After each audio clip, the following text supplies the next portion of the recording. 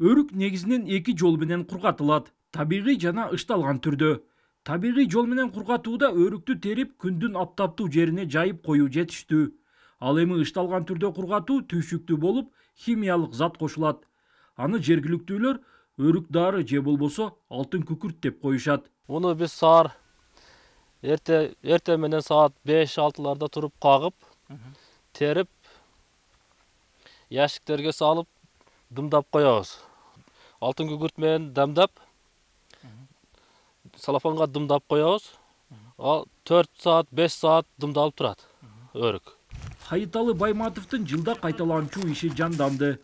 Өрүк бышып жалданма жумушчуларды да иштетип жаткан учуру. Анткени Хайыталынын багында түрдүү сорттогу 200 түп өрүгү бар. Ал быйыл биоорганикалык жол менен кургатууга жылдагыга салыштырмалуу көбүрөөк басым жасаган. Быйыл Баткенде өрүк Кудайга шүгүр жакшы, насыбыча бар.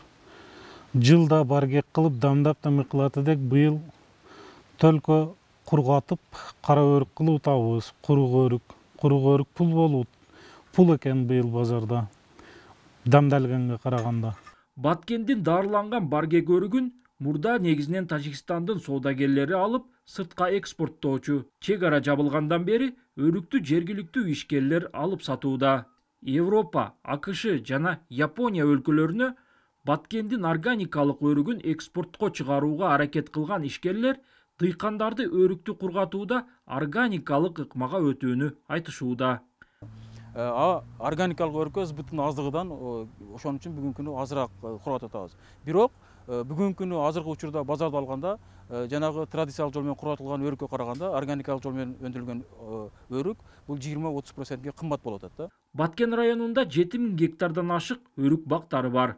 Андан жылына 20 000 тоннага чейин кургатылган өрүк алынат. Анын 10 000 тоннага жакыны биоорганикалык ыкма менен кургатылган өрүктүн мөмөсү. Быйыл химиялык жол менен кургатылган өрүккө салыштырмалуу органикалык жол менен кургатылган өрүк 30%га кымбат сатылууда.